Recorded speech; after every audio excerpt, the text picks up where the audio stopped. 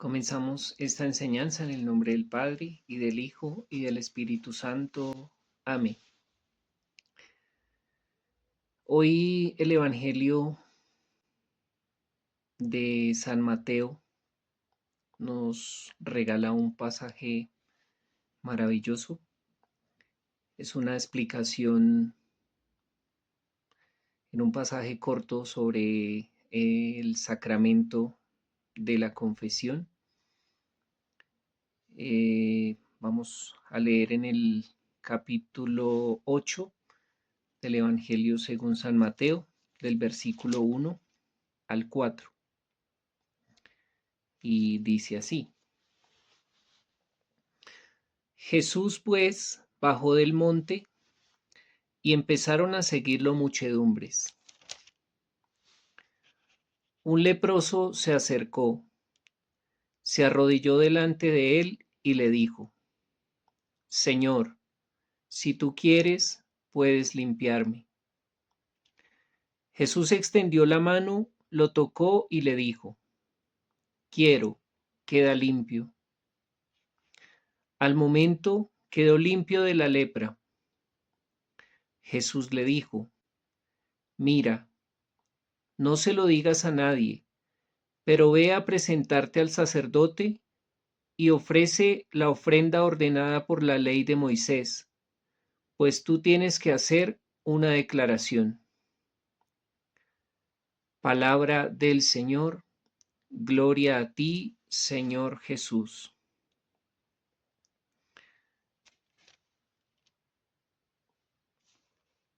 Vemos acá que Dios, nuestro Señor Jesucristo, es quien baja del monte. El monte simboliza como ese encuentro con Dios. Siempre que alguno de los profetas o nuestro Señor Jesucristo también que subían al monte, es una representación de que suben a ese encuentro con Dios, de que van a ese encuentro con Dios. Entonces, lo que quiere decir acá es que nuestro Señor Jesucristo, Dios encarnado, bajó del cielo, se hizo cercano a nosotros. Dice que Jesús bajó del monte y que empezaron a seguirlo muchedumbres, una multitud, que varios empezaron a seguirlo y lo seguían, como hoy en día. Hay muchos que dicen creer en Cristo, en amar a Dios, seguir a Dios, pero el que más cercanía tuvo o el que más decidió acercarse fue un leproso. Dice que el leproso se acercó y se arrodilló delante de él. Vemos acá varias figuras de, de que podemos tomar de este pasaje. La lepra es una enfermedad que ocasiona que la piel que se vaya degradando, que se vaya pudriendo de cierta manera, la carne va perdiendo la vida y va generando heridas en el exterior, en el cuerpo de la persona. Genera mal olor, genera incomodidad, genera dolor, y aparte del mal sentir de la persona físicamente, también generaba en la época de nuestro Señor Jesucristo, generaba el rechazo y la estigmatización de la sociedad de ese momento. Aquellas personas que padecían de lepra eran considerados como que recibían una maldición de Dios, que era un castigo de Dios por algún pecado, por alguna maldad que habían cometido. Dios los castigaba, era lo que se se creía en ese momento. Nadie se le podía acercar a un leproso porque pues la enfermedad, aparte de ser contagiosa, para los judíos, para los hebreos en ese tiempo, para el pueblo de Israel, quien contraía la lepra era una persona impura. Entonces, si alguien entraba en contacto con esa persona, también se contaminaba y también se consideraba impura. Entonces, por eso estas personas eran rechazadas, tenían que estar preferiblemente lejos del pueblo y además tenían que cargar con una campanita o una especie de, o algo que hiciera un ruido que avisara a las demás personas de que una persona que tenía lepra estaba cerca. ¿Para qué? Para que nadie se le acercara. La lepra entonces genera dolor, genera una incomodidad y la enfermedad de la parte exterior del cuerpo. Como sabemos que el Antiguo Testamento es figura de la plenitud de la revelación que es nuestro Señor Jesucristo en el Nuevo Testamento. Entonces, en el Antiguo Testamento vemos la figura de la lepra, que es una enfermedad exterior. Y la lepra tiene una analogía con el pecado. La lepra ocasiona todo este dolor y estos síntomas en el exterior de la persona. La lepra se simboliza el pecado. El pecado genera lo mismo en el interior de la persona. Genera dolor, genera tristeza, genera sufrimiento, genera como ese vacío de no encontrarle un sentido a la vida. ¿Por qué? Porque el pecado rompe la gracia con Dios. Como dice el santo cura de Ars, somos unos desgraciados cuando perdemos la gracia de Dios. Es decir, no tenemos su gracia. ¿Y esto qué le ocasiona? El pecado mortal.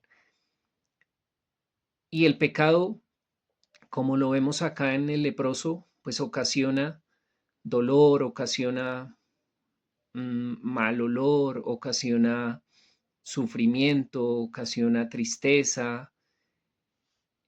Y vemos que este leproso tiene inicialmente tres actitudes, tres actitudes. La primera, que decide acercarse, dice que se le acerca al Señor. Entonces no tiene miedo de buscar de Dios, no tiene miedo de vencer, de vencer sus limitaciones y de acercarse a Dios a pesar de su condición y a pesar de lo que la sociedad creía. Segundo, se arrodilló, se postró delante del Señor. Es una señal de humildad, es una señal de reconocer quién es el Señor, que es Dios, como dice la palabra, la escritura, que toda rodilla se inclinará ante el Señor, ante el Rey de Reyes. Es reconocer que Dios es el Señor y que es quien nos puede purificar. Y tercero, decide hablar. Dice que le dijo. ¿Y qué le dijo? Inicialmente le dijo Señor. Lo reconoce como el Señor, como Dios.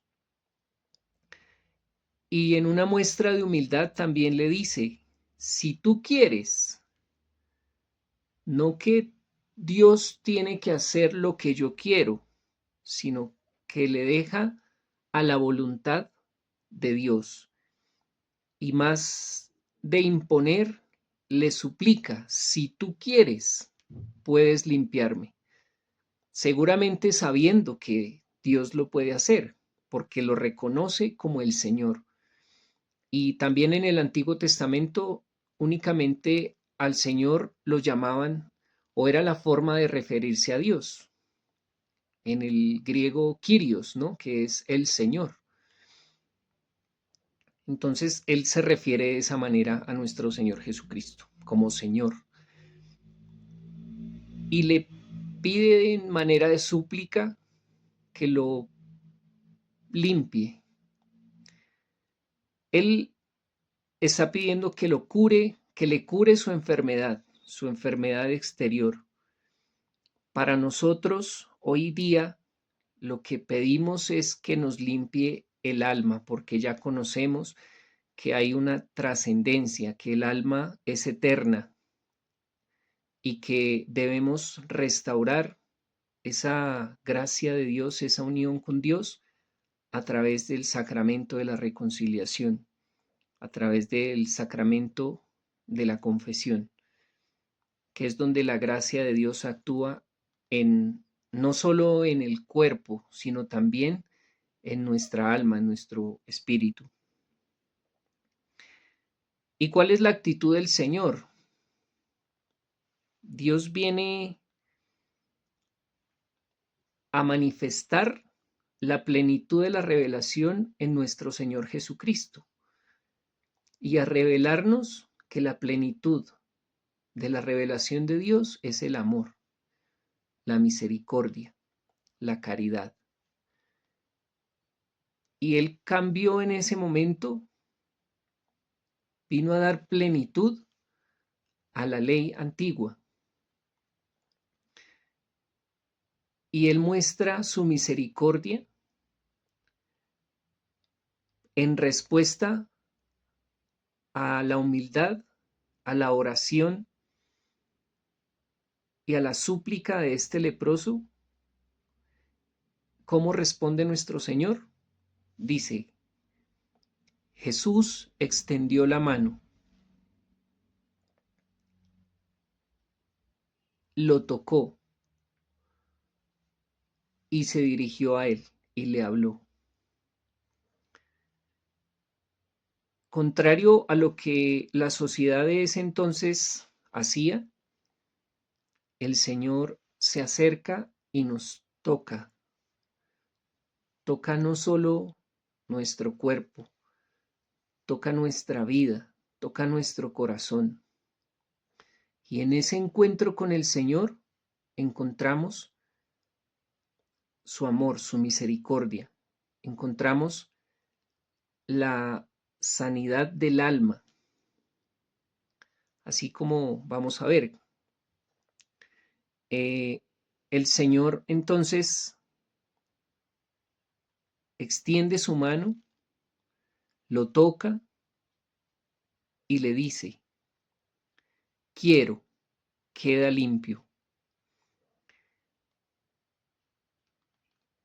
No solo responde con sus palabras, sino con su cercanía, yendo en contra de todos los paradigmas, de todas las, ¿cómo se podría llamar? Todos las preconcepciones o preconceptos que tiene la sociedad sobre lo que hay que hacer, que no hay que acercarse ante un leproso, no hay que acercarse ante un pecador, hay que rechazar al que está en un sufrimiento, en un vicio, eh, el que está sometido al pecado, el que está en el error, que hay que rechazarlo, que hay que discriminarlo. Y el Señor, por el contrario, nos muestra lo que hay que tener en el corazón, caridad y misericordia. Y el Señor siempre quiere restaurar nuestro cuerpo, tanto nuestra salud física como nuestra salud espiritual. Siempre está dispuesto. Somos nosotros los que debemos acudir a Él. Porque tan pronto como el leproso, un pecador, digamos, para nosotros en nuestro tiempo, cuando un pecador se acerca ante el Señor y le pide y le suplica que lo purifique, que sane su alma, que restaure su gracia, que le devuelva la alegría, las ganas de vivir, el Señor dice, quiero, queda limpio. Y en ese instante, dice la Escritura, al momento quedó limpio de la lepra. Como dice en una parte, ¿no?, de la Escritura donde el centurión, casualmente está acá después, es el siguiente pasaje, donde el centurión le dice, no soy digno de que entres en mi casa, pero di una palabra y mi siervo quedará sano. Solo con una palabra, solo con la cercanía y con el contacto con Dios.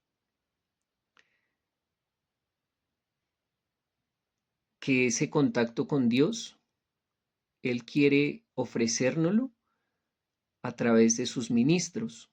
Quiere hacer partícipes o nos quiere hacer partícipes a nosotros que somos su iglesia, miembros de su iglesia, nos quiere hacer partícipes de la obra de redención, de salvación, especialmente a través de sus ministros consagrados, legítimos, a través de los cuales obra su gracia y su misericordia.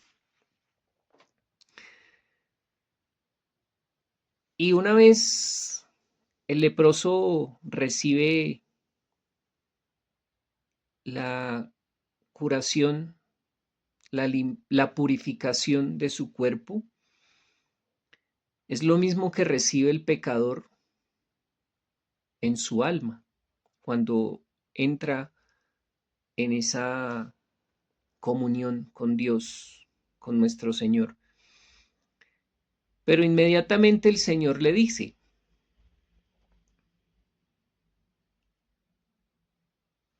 teniendo presente que es Dios el único que puede perdonar pecados, que es Dios, nuestro Señor, el que purifica, el que limpia, el que sana, el que restaura, tanto físicamente, nuestro cuerpo, nuestro exterior, materialmente, como nuestra alma, como el espíritu. Espiritualmente también el Señor es el que nos sana, el que nos purifica. Sin embargo, el Señor le dice, Jesús le dijo, mira, no se lo digas a nadie, pero ve a presentarte al sacerdote y presenta la ofrenda ordenada por la ley de Moisés, pues tú tienes que hacerles una declaración. En otra versión de este pasaje dice, pues tú tienes para que sirva de testimonio, dice la Escritura también. Entonces, es como para que quede una declaración, constancia de la declaración, o para que sirva de testimonio. Es decir, para que el sacerdote sea testigo de tu declaración. Y una vez tú confiesas tus pecados, obedeciendo lo que dice el Señor, ir a presentarte al sacerdote. Dice, no se lo digas a nadie. No es ir a contárselo a un amigo, a la novia, al papá, a la mamá. Dice, no se lo digas a nadie, pero ve y preséntate al sacerdote. El sacerdote que es el que ofrece el sacrificio a Dios, ¿no? Es quien administra los sacramentos, que los sacramentos son los medios a través de los cuales Dios comunica su gracia con nosotros. Entonces, cuando vamos del sacerdote y confesamos nuestros pecados, pasando antes por las actitudes que tuvo el leproso de humildad, de oración, de arrepentimiento, de súplica al Señor, de sentirse necesitado de Dios. Entonces vamos ante el sacerdote con esa humildad, con esa sencillez de querer ser sanados, de querer ser restaurados y confiados en que es Dios el que va a obrar en nuestro corazón. Entonces, si vamos con esa actitud y creyendo que Dios puede curarnos, que Dios puede limpiarnos, purificarnos, vamos a obtener su gracia, la restauración de esa unión con Dios. E independientemente de cómo sea el sacerdote, si es legítimamente ordenado, si ha sido legítimamente ordenado a través de un obispo que tenga la sucesión apostólica, que sea debidamente consagrado, que tenga su reconocimiento dentro de la Iglesia Católica, Dios va a obrar a través de este sacerdote que es su instrumento en el alma de las personas, en el alma de ese leproso, de ese pecador. Independientemente de que el sacerdote sea buena persona, sea mala persona, que sea de mal genio, que ore, que no ore, porque independientemente del sacerdote, del ministro, Dios actúa simplemente a través de él. Un ejemplo que ponían es que, digamos, acá en la parte superior está Dios, en la parte inferior está el fiel, estamos nosotros. Y el sacerdote es simplemente un canal entre Dios y nosotros. Que poniendo o haciendo una analogía, si derramáramos agua en la parte superior a través de un canal, ese canal lo único que hace es dejar fluir la gracia hasta nosotros. Y un ejemplo de que Dios actúa independientemente del ministro es en la lectura del libro de Jonás. Jonás, que era un profeta al que Dios lo envió a predicarle a un pueblo que se llamaba Nínive, un pueblo que no pertenecía al pueblo escogido de Dios, era un pueblo de paganos.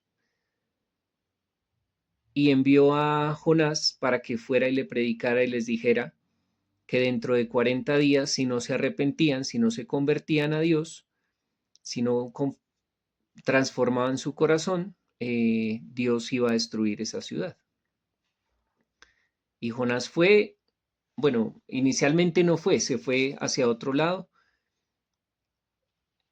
se embarcó, eh, digamos que Dios permitió que se ocasionara una tormenta, Jonás tuvo que ser arrojado del barco y es la historia donde una ballena o un cetáceo, un pez, se traga a Jonás y al tercer día lo deposita en una playa.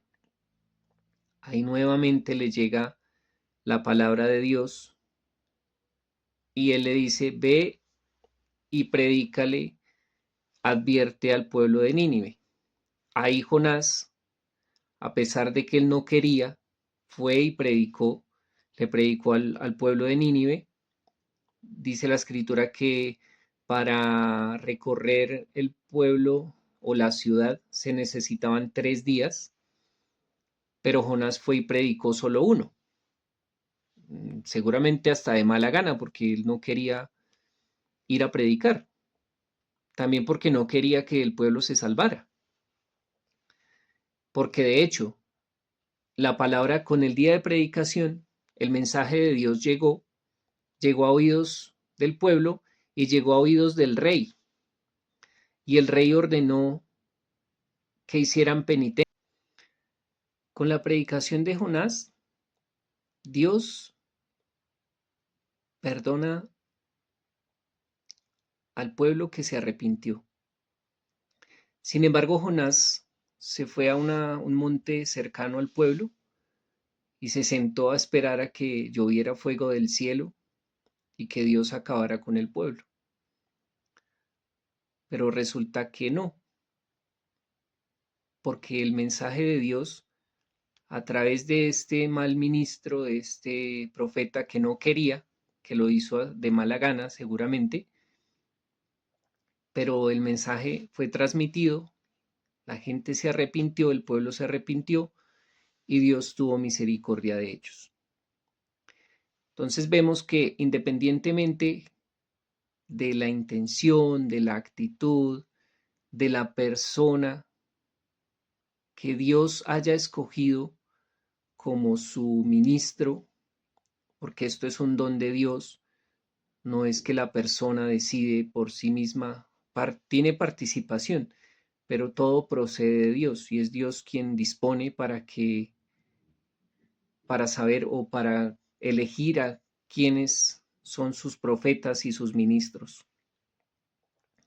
Entonces, el sacerdote, si es legítimamente ordenado, Dios a través de él actúa y obra en el sacramento de la confesión, de la reconciliación.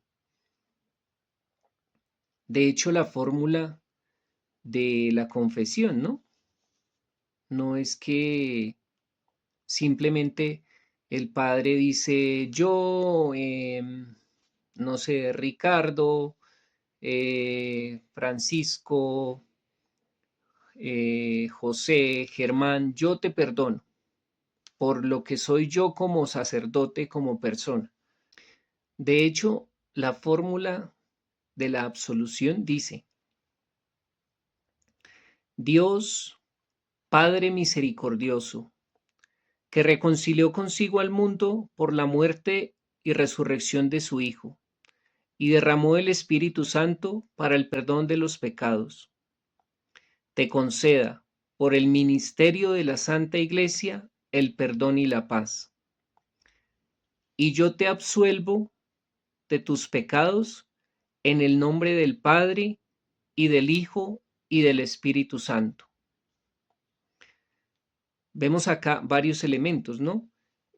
Inicialmente dice Dios Padre misericordioso, porque es Dios el que nos va a perdonar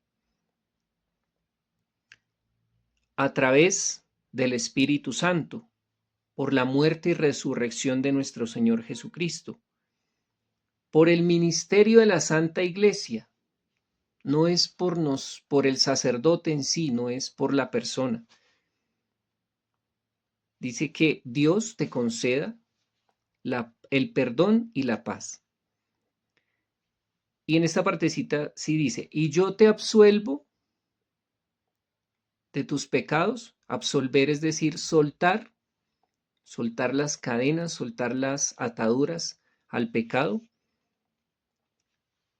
Pero en nombre propio, no. Dice el Padre, el sacerdote, y yo te absuelvo en el nombre del Padre y del Hijo y del Espíritu Santo. Es decir, en nombre de ellos, a nombre de ellos, por encargo de ellos. Entonces, acá vemos que es una obra de Dios a través de sus ministros. Por eso este pasaje es muy bonito, no solo este, hay varios de la Sagrada Escritura donde, digamos, encontramos parte de la justificación del sacramento de la reconciliación. Algunos hermanos separados, algunos hermanos protestantes que estuvieron, bueno, estuvieron en iglesias protestantes y regresaron a la iglesia católica, mencionan una parte importante del sacramento. Y ellos decían que ellos oraban en su cuarto, como les enseñan a ellos. Entra en tu cuarto, cierra la puerta y ora al Padre en secreto, y tu Padre que está en lo secreto te lo recompensará. Y ellos oraban con mucha fe y le pedían a Dios y creían en el Señor y le pedían perdón por sus pecados. Y ya, y creían que Dios los perdonaba, pero que no tenían esa constancia, ese testimonio de recibir el perdón de Dios. Y que cuando ellos experimentaron, luego de regresar o de ingresar a la Iglesia Católica y poder experimentar en el sacramento de la reconciliación, esas palabras del sacerdote decir, yo te perdono, dice que esas palabras fueron una constancia y sentir la seguridad de que Dios te está perdonando, de que Dios sí te perdona.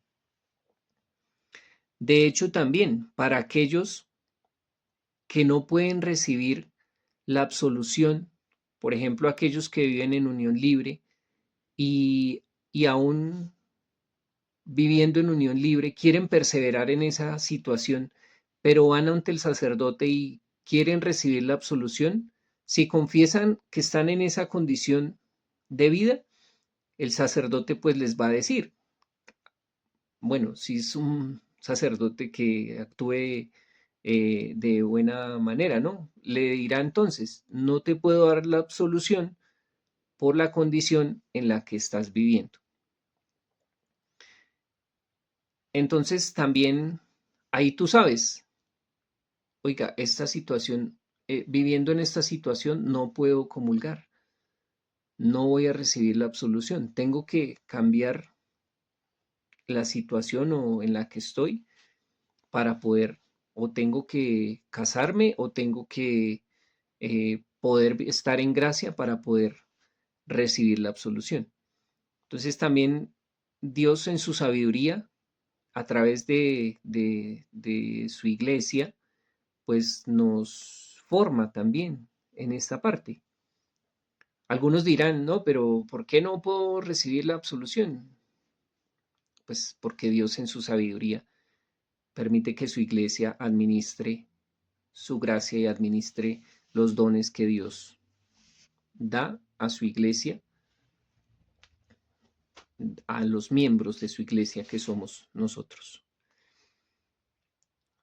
Le damos gracias a Dios por este momento que nos permite compartir, por la reflexión de esta palabra, pidiéndole que nos permita llenarnos de su Espíritu Santo y que cada vez que estemos, que Dios no permita o que nos ayude a perseverar para mantenernos en gracia con Dios, pero si por alguna circunstancia llegamos a caer y a perder su gracia con algún pecado mortal, que Dios nos conceda tener la valentía, la humildad